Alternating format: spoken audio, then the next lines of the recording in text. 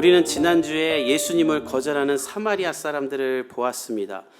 그들은 역사적으로 받은 상처로 인해 자신들의 상처를 치유하러 오신 예수님을 거절하죠. 저는 여러분들 가운데 이런 사람 없기를 바랍니다. 자기 상처 때문에 예수님을 거절하는 사람들, 가만히 보면 자기 상처를 소중히 여기고 상처를 끌어안고 사는 사람들이 있어요. 난 이런 상처 받았다. 그걸 가지고 자기를 필요 이상으로 연민을 스스로 느끼고 불쌍하게 만들고 그걸로 위로받으려고 하고 또 자기 현실에 대한 합리화를 합니다. 내가 어렸을 때 하고 싶은 것이 있었는데 부모가 반대해서 못했다. 그래서 지금 난 이렇다. 우리 집안에 어렸을 때 이런 아픔이 있었다. 그래서 제가 이렇다. 이렇게 내 상처를 예수의 이름으로 회복하고 극복하고 그 상처를 뛰어넘어 하나님이 하신 일을 설계하는 게 아니라 그냥 상처 위에 인생을 설계하려는 사람들이 있어요. 그러면 말 한마디에 무너지고 예민해지고 필요 이상의 감성적인 사람이 되죠. 또 부모의 상처, 엄마의 상처, 아빠의 상처를 유산처럼 대물림하여 이어받는 사람들이 있어요. 그래가지고 아버지의 원수를 나의 원수로 만들고 어머니의 상처를 내 상처로 만들어서 온 집안이 다 같이 상처 안에 들어가 어둠 가운데 사는 사람들이 있어요. 저는 여러분들 가운데 그런 사람들이 있다면 이 모든 상처가 예수의 이름 안에서 회복되고 승리할 수 있기를 간절히 축복합니다. 예수님을 받아들이면 그 상처가 하나님의 도구가 될 수 있어요. 전 여러분이 그렇게 될 수 있길 바랍니다. 그리고 여러분의 삶은 하나님의 부르심에 순종하는 삶이 되길 바랍니다. 오늘 본문이 그런 말씀이에요. 우리 57절부터 한번 읽어봅시다. 57절 시작. 길 가실 때에 어떤 사람이 여짜오되 어디로 가듯인지 나는 사마리아 사람들에게 거절당하신 예수님은 다른 곳으로 가십니다. 그러니까 우리가 여기서 오늘 잠깐 배우고 싶은 게 있어요. 거절에 대해서. 예수님의 생애를 보면 예수님은 인생 가운데 무수히 많은 거절을 당하십니다. 우리를 구원하기 위해 하늘 보좌를 버리고 이 땅에 오셨는데 사람들은 그 예수님께 경배와 찬송을 올려드린 것이 아니라 오히려 예수님을 거절하고 배발하고 또 시기하고 미워하죠. 그러니까 예수님 엄청나게 많은 거절을 당하세요. 그런데 예수님은 그 거절 앞에 한 번도 화를 내거나 또 좌절하거나 멈추지 않으세요. 거절당하면 길이 막히면 다른 길로 가십니다. 저는 우리가 예수님께 이것을 본받아 거절에 무너지지 않는 사람들 되길 축복합니다. 여러분 인생 살면서 얼마나 거절 많이 당해요. 근데 그때마다 좌절하고 날 거절했어가 아니라 거절당해도 다시 도전하고 거절당해도 다시 전도하고 거절당해도 다시 사랑할 수 있는 사람이 되길 바랍니다. 그걸 안 되면 인생을 좌절하는 삶이 될 수밖에 없어요. 거절을 이겨낼 힘이 있어야 돼요. 지난주에 권위 있는 한 아동 심리학자의 강의를 들었는데 아주 깜짝 놀랄 말을 하셨어요. 이해할 수 없는 말이었어요. 이 시대의 아이들이 부모가 너무 잘 놀아줘서 망가지고 있다는 거예요. 이건 또 무슨 말인가? 이게 또 무슨 말인가? 집중해서 들었는데 아이가 3살, 4살 유치원만 가기 시작하면 유치원에서 경험하는 게 뭐냐면 거절이랍니다. 수도 없이 거절을 당한답니다. 나랑 놀자 했는데 싫다고 그러고 난 나 혼자 놀 거라고 그러고 쟤랑 놀 거라고 그러고 또 선생님한테도 뭐 해달라고 그러는데 선생님은 엄마가 아니죠. 할 일이 많죠. 그러니까 너 혼자 하라고 그러고 계속 거절을 당한대요. 거절의 연속이래요. 일상이 거절이래요. 근데 이걸 못 받아들인대요. 왜냐하면 부모가 원하는 대로 다 해주고 할머니, 할아버지, 삼촌, 이모까지 전부 다 이 하나한테 달라붙어서 해달라는 대로 다 해주고 더 못해줘서 안달이고 애 마음 상하면 안 된다고 하면서 다 받아주니 거절을 배워본 적이 없어서 거절을 당하면 울고 거절을 당하면 떼쓰고 거절을 다지면 짜증내고 세상 떠나간 듯이 군다는 거예요. 그래서 이분은 거절을 가리키라는 거예요. 어렸을 때부터 거절을 받아보지 못했던 사람들이 나중에 커서 스토킹하고 헤어진 연인에 대해 범죄까지도 저지른다는 것이죠. 그럼 왜 우리는 거절을 가르치지 못하는가? 내 아이가 거절당해 상심감을 겪고 있는 걸 내 눈으로 못 보는 거예요. 애가 너무 불쌍해. 저는 여러분 중에 여러분 자녀를 불쌍하게 보는 사람이 없기를 축복합니다. 여러분 불쌍한 아이는 엄마 아빠가 안 계시거나 엄마 아빠가 감옥에 가 있거나 필리핀 쓰레기 마을에 태어나 2살 때부터 쓰레기 주우면서 돼지랑 한 집에 사는 아이들, 코피노 아이들이 불쌍한 아이들이지 우리 교회는 불쌍한 아이가 한 명도 없어요. 저는 여러분에게 분명히 말하고 싶은데 세상에 여러분들처럼 좋은 부모 없어요. 세상에 여러분들처럼 훌륭한 부모 없어요. 그러니까 아이 불쌍히 여기지 말고 성경대로 분명하게 거절하고 훈육하고 아이를 가르칠 수 있기를 예수님의 이름으로 축복합니다. 안 그러면 여러분의 아이는 여러분만 사랑하는 아이 돼요. 오늘부터 당장 처방에 들어가길 예수님의 이름으로 축복합니다. 그래서 엄마들이요, 육아하다 힘들면 너 혼자 놀아 하세요. 그게 좋은 엄마예요. 전 제 아내가 애들 보기 힘들어하면 방 닫고 들어가서 자라 그럽니다. 그리고 말합니다. 엄마 힘드니까 니네끼리 놀아. 장난감은 왜 산 거야? 니네끼리 갖고 놀아. 밥 안 먹으면 그대로 들고 싱크대에 갖다 버려요. 제 아내가 놀라요. 한 번만 눈 감고 해보세요. 그 다음 날부터 밥 주면 자늘이 앉아서 딱 먹습니다. 허겁지겁 먹어요. 저보다 더 빨리 먹어요. 하정우 먹방이 저리 가라예요. 애들을 하나님의 말씀 따라 거절을 가리키세요. 그리고 여러분들도 거절에 능통한 사람이 되세요. 예수님 얼마나 멋있어요. 거절했다고 거절에 빠져 있고 저것들이 날 거절했어가 아니라 오케이, 거절을 통해 새로운 길을 만들고 새로운 사람을 만나 복음을 전하는 거예요. 여러분의 모든 삶의 영역이 거절이 여러분을 막지 못하는 인생 되기를 예수님의 이름으로 축복합니다. 그리고 새로운 곳으로 가는데 한 사람이 나타나요. 어디로 가시든지 나는 주님을 따르겠습니다. 거절받고 떠나는데 또 나를 따라오는 사람이 있는 거예요. 이렇게. 그런데 이 사람이 누구길래 예수님을 따른다고 하는가? 마태복음에는 서기관이라고 하는데 하나님의 말씀을 기록하는 사람들로 유대 사회 최고의 상위 계층으로 집안 대대로 학식과 권력과 재산을 가진 사람입니다. 그래서 대부분의 서기관은 사실 예수님을 대적했어요. 왜냐하면 예수님이 이 서기관들이 갖고 있는 특권이시 거룩한 척하나 거룩하지 않은 모습들을 막 지적하고 갖고 있는 것들로 막 치장하는 것들을 예수님이 비판하니까 예수를 대항하며 어떻게 예수를 넘어뜨릴까 꼬투리를 잡으려고 하는데 이 서기관은 예수님의 제자가 되겠다며 이례적인 결단을 하고 예수님께 찾아왔어요. 너무나 훌륭하죠. 그런데 오늘 예수님이 어떻게 말하냐가 아주 찬물을 끼얹듯이 말합니다. 58절 읽어봅시다. 시작.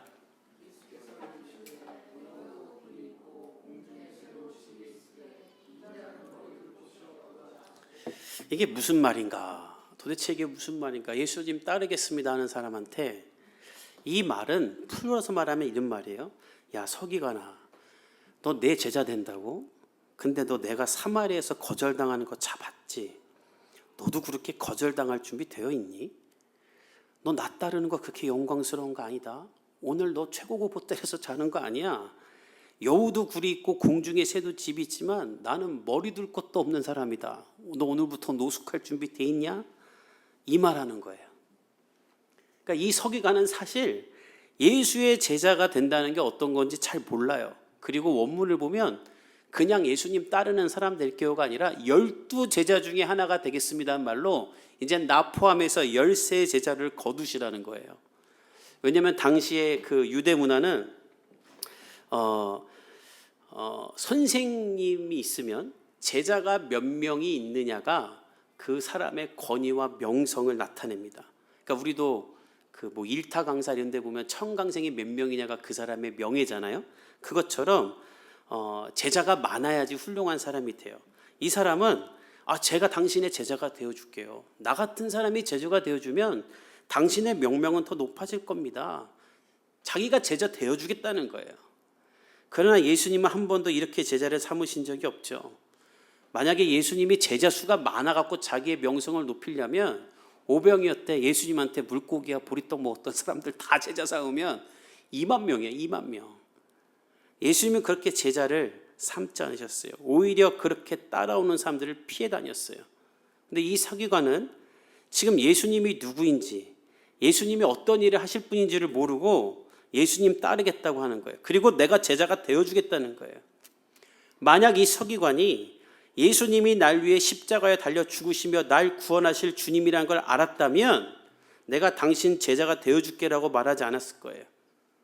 주님의 그 큰 은혜에 감사하며 주님 앞에 엎드려 겸손히 그 발을 닦던 사람처럼 제가 주님을 섬기고 싶습니다라고 겸손히 고백했지, 내가 당신 제자 되어줄게요, 내가 당신 제자 되어주면 당신도 좀 권위가 살 거예요, 이렇게 말 못했을 것이라고요. 근데 안타깝게도 이 시대에도 이런 크리스천들이 있어요. 내가 하나님 믿어주는 것이고, 내가 이 교회 다녀주는 것이고, 내가 이 교회 장로가 되고 권사가 되고 목사가 되어주겠다. 왜 그런 생각을 하는가? 이 서기관처럼 예수님이 날 위해 이 땅에 오사 십자가에 달려 죽으시고 나에게 구원의 은혜를 주셨다는 것을 모르고, 이 교회도 잘 되려면 내가 좀 도와줘야겠다, 저 목사 내가 좀 도와줘야겠다, 본인이 권위자가 되려는 거예요. 그러니까 예수를 따르는 게 뭔지 모르는 것이죠. 2주 전에도 잠깐 말했지만 제가 독일에서 유학생활 할 때 교회에 김시성을 가진 목사의 아들이 3명 있었습니다.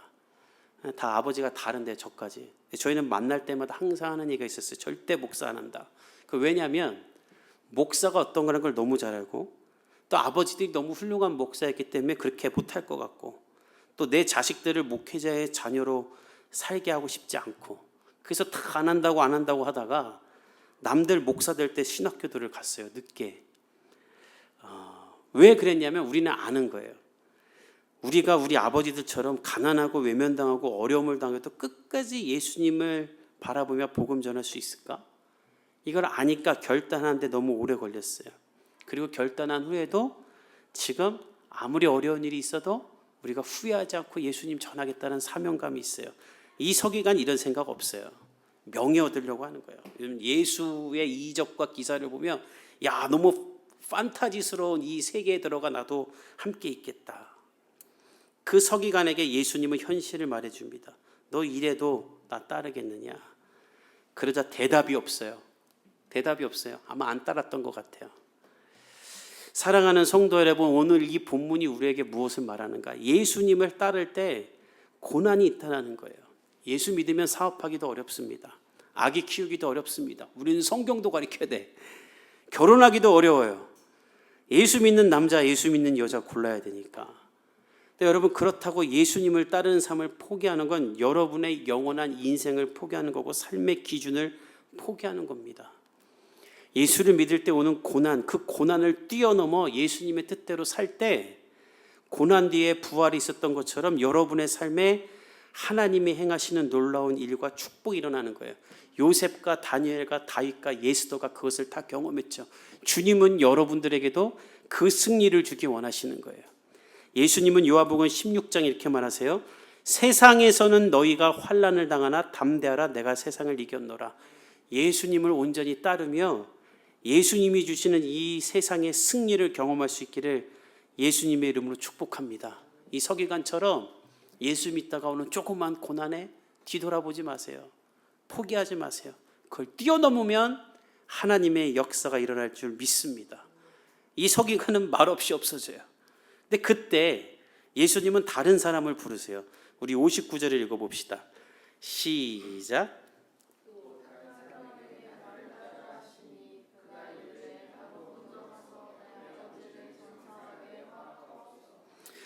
대답 없는 서기관을 두고 예수님은 다른 한 사람에게 말씀하십니다. 나를 따르라.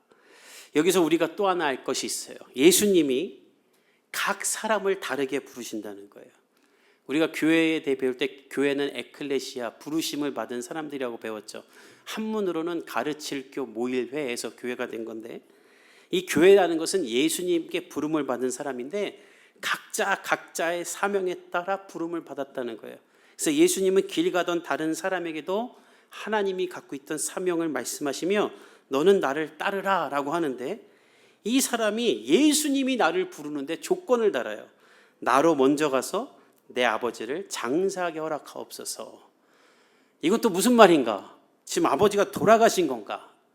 아니면 지금 장례 중에 있는데 예수님이 오셔갖고 상주인 나에게 장례 그만 치르고 날 따라오라는 건가? 둘 다 아닙니다.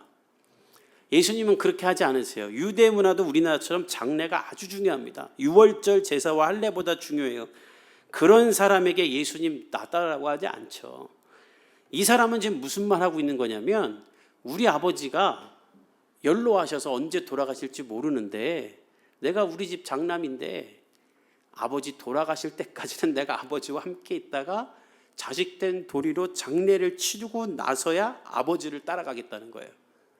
그러니까 지금 예수님 옆에 있는 거예요. 장례 중이면 예수님 옆에 길 위에 왜 같이 걷고 있어요.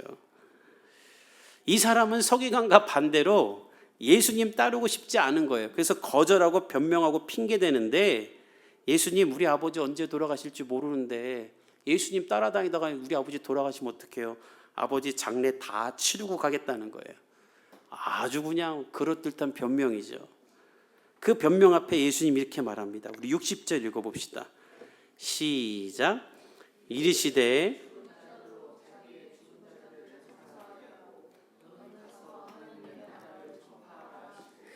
아직 돌아가시지도 않은 아버지를 핑계대며 사명을 거절하는 자에게 예수님은 말하십니다. 너는 하나님이 주신 사명을 아직 일어나지도 않았고 언제 일어날지도 모르는 일로 인하여 거절하는구나. 너 그 영적으로 죽은 것을 뜻한다. 너는 육적인 일은 육적인 사람들에게 맡기고 하나님의 나라를 전파하는 일을 해라. 오늘 저는 이 말을 들어야 될 사람도 있다고 생각합니다. 사랑하는 성도 여러분, 하나님의 일이 육적인 것으로 말미암아 미뤄지지 않길 바랍니다. 특히 미래의 염려 때문에 아직 일어나지도 않았고 일어날 것도 아닌 일인데 그것 때문에 하나님의 위해 할 일을 포기하는 사람들 되지 않길 바랍니다. 제가 때 되면 할게요. 어느 정도 사업 성공하면 할게요. 아기 다 키우고 할게요.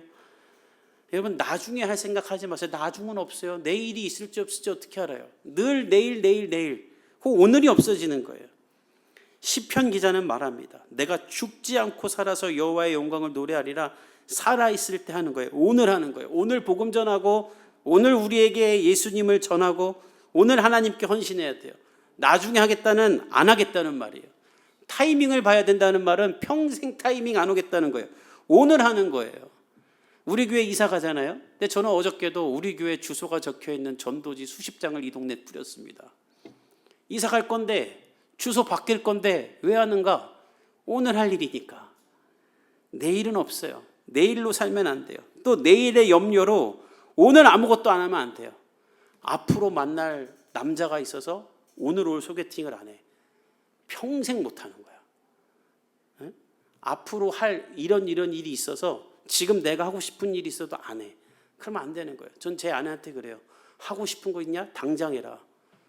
해도 돼. 애가 좀 있으면 학교 가는데. 안 될 것 같으면 그날 그만두면 될 거 아니야. 그만두면 되잖아요. 일단 하는 거예요.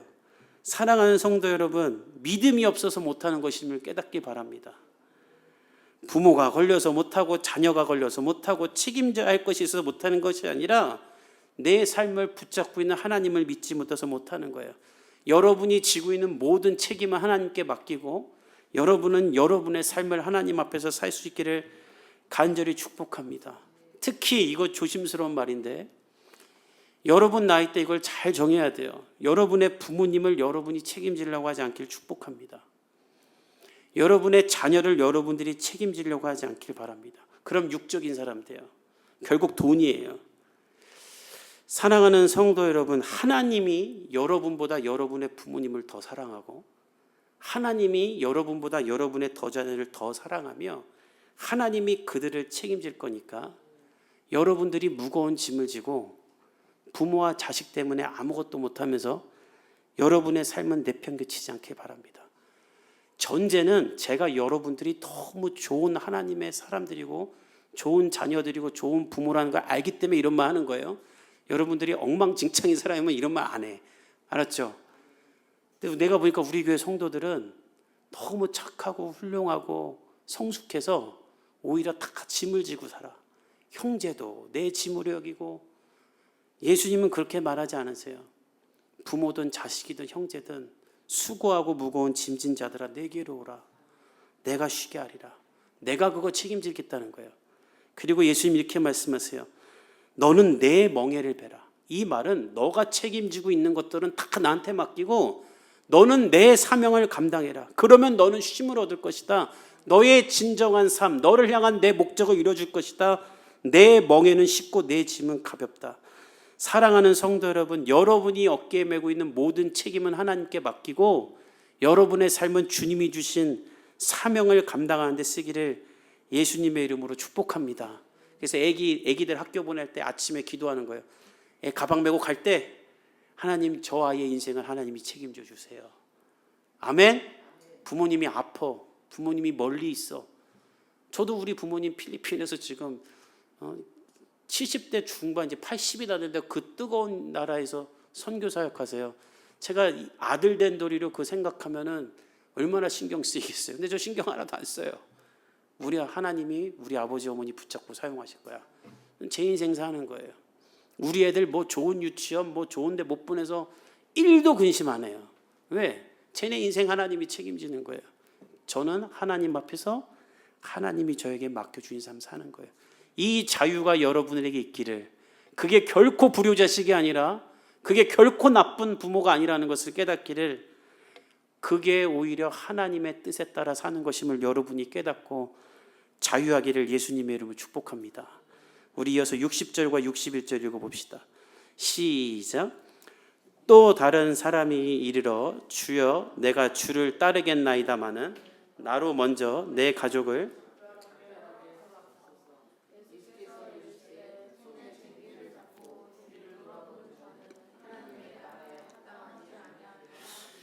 예수님이 계속 각 사람을 부르세요. 근데 그때 또 다른 사람이 나타나요. 근데 이 사람도 예수님이 부른 것도 아니야. 자기가 먼저 예수님 따르겠대요. 근데 가족들에게 작별 인사를 하게 해달라는 거예요. 이거는 그럴만하죠. 근데 예수님이 그때 BC 80년 헤시오드라는 그리스 시인이 한 속담 같은 말로 이 사람에게 이렇게 말합니다. 손에 쟁기를 잡고 뒤를 돌아보는 자는 하나님 나라에 합당하지 않다. 농사 지을 때 이렇게 고랑을 파잖아요, 쟁기로. 그럼 반듯하게 파려면 앞을 보고 파야 되는데 뒤를 돌아보면서 파면 이게 삐뚤삐뚤해질 거 아닙니까? 네가 앞을 보고 살아야지 왜 뒤를 돌아보고 사냐. 작별 인사하지 말라는 건데 왜 이렇게까지 말하자면, 원문을 보면 내 집으로 가서 남자 가족에게 작별 인사하게 해주세요라는 거예요. 이 말은 집안의 남자, 권위를 갖고 있는 어른들에게 예수님의 제자가 돼도 되는지 허락받고 오겠습니다라는 거예요. 저 예수님의 제자가 되겠습니다. 그리고 예수님 딱 따라간 게 아니라 예수님 제자가 되고 싶은데 우리 부모님 허락받고 올게요. 좀 기다려주세요라는 거예요. 내 의사 결정권이 하나님이 주신 비전과 사명이 있는 게 아니라 우리 집안 어른들에게 있다는 거예요. 그러니까 예수님이 이거를 깡그리 무시한 게 아닙니다. 이게 사이비 이단들이 이 구절 갖고 엄마 아빠가 반대해도 니네 여기 들어와라 이러는 건데 그게 아니에요. 예수님은 부모가 그렇게 할지라도 부모님 거절하는 게 아니라 하나님이 너에게 맡겨주신 그 사명은 아무도 못 막아야 되는 거 아니냐. 부모님을 잘 설득하고 부모님에게 잘 말씀드리고 너는 주님이 맡겨주신 사명을 가야 되는 거 아니냐. 사랑하는 성도 여러분, 하나님이 여러분에게 주신 마음을 다른 것으로 빼앗기지 않길 바랍니다. 예수님은 마음이 급해요. 왜 이렇게 단호하게 말하는가? 한 명이라도 더 구원하고 싶어 여러분을 사용하고 싶은데 이 세상에 있는 그리스도인한 사람들이 다 이 핑계 저 핑계로 하나님 할 일은 나중에 하겠다는 거예요. 이 시대에도 마찬가지예요. 우리가 다 알고 있는 대로 지구의 종말이 눈앞에 와 있습니다. 뭐 교회가 하는 말이 아니라 뉴스가 하는 말이에요. 예수님은 이때에 우리가 예수님 같은 마음으로 한 명이라도 더 구원하고 복음 전하기 원하세요. 근데 우리는 더 돈 벌어야 되고 아이 키워야 되고 부모 돌봐야 된다면서 다 내팽겨치는 거예요. 주님은 말씀하시는 거예요. 그거 다 내가 책임질 테니 너 나를 위해 일하지 않겠느냐. 예수님 급한 거예요. 아까 말했던 그 목사들 3명 중에 제일 큰 형이 독일에서 그 우리 김은영 선교사님 우리가 후원하잖아요. 광부로 간호사로 왔던 분들 돌보는데 이번에 와서 만났는데 막 급해요. 형은 왜 이렇게 급해요 했더니 간호사로 오셨던 분들이 치매가 오니까 치매가 오면 배운 말을 먼저 까먹는데요. 그러니까 독일 말을 다 까먹는데요. 그러니까 아무하고도 의사소통이 안 되는 거예요. 갑자기 50년 만에. 마트도 못 간대요. 그러니까 이분들이 그런 자기가 수치스러워서 집 밖으로 안 나와 고독사를 당하고 있답니다. 그래서 한 분은 정말로 안 보여서 찾아갔더니 집안에 손자 돌아가신 거예요. 이 형이 마음이 급한 거예요. 우리나라 살리겠다고 여기 와서 이렇게 힘들게 사셨는데 마지막도 이렇게 돌아가시면 되냐. 내가 이분들 돌아가기 전에 한 명이라도 빨리 더 예수님 전하고 이분들의 상처가 예수님으로 재해석돼서 지나온 삶이 아름다웠던 삶으로 만들고 천국 가게 되지 않느냐. 급하시더라고요. 우리도 이런 급한 마음을 가져야 돼요. 아까 기도해 주셨지만 하루에 40명씩 자살한답니다. 지난주에도 한 아버지가 우리 가족 여행 가자 가놓고 고등학생 아들들 라면을 끓여주고 2층에서 엄마랑 같이 수면자 탄 음료수를 가지고 가서 라면 다 먹은 아이들한테 이거 먹으라고 하고 재운 다음에 차에 태워서 그대로 바다로 들어갔다는 거예요. 다 죽었어요. 근데 그 아버지만 살아나왔어요. 무섭다고 헤엄쳐서 나왔어요. 이게 말이 됩니까? 어떻게 나라가 이렇게 됩니까? 그 아버지 무슨 정신으로 살겠습니까? 제가 지난주에 깜짝 놀란 기사를 봤는데 한 해에 자살하는 크리스찬이 2만 6천 명이랍니다. 이게 아주 최소로 잡은 수치래요. 기독교인들은 우울증이나 이런 거를 이렇게 말 안 하려고 그래서 뭐 영적으로 나약한 거라고 생각한다 그래요. 이게 그냥 나 감기 걸려서 하는 것처럼 말해야 되는데 말 안 한대요. 신앙이 없는 사람처럼 볼까 봐. 심지어 목회자 중에도 자살하는 사람이 30명에서 50명이랍니다. 이런 시대 가운데 예수님 마음이 급한 거예요. 그리고 우리에게 말하는 거예요. 너희 주변에 내가 필요한 사람들에게 나를 전하라. 여러분 주변에 전도할 사람들을 찾기를 예수님의 이름으로 축복합니다. 여러분의 삶은 예수님 책임질 거예요. 그거 염려하지 마세요. 절대 염려하지 마세요. 주님이 여기서 예배드린 여러분들의 삶을 형통케 하실 겁니다. 그리고 여러분들은 그걸 맡기고 여러분 주변에 예수님이 필요한 사람들 찾아가세요. 우울해 보이는 사람들, 혼자 있는 것 같은 사람들, 외로운 것 같은 사람들, 사업이 어려운 사람들 밥 한 끼 사주면서 복음을 전할 때 여러분의 삶에도 하나님이 주시는 능력과 생기가 나타날 줄 믿습니다. 돌아온 한 주 그런 삶을 사는 예수님의 부르심에 순종하는 사람들 되기를 간절히 축복합니다.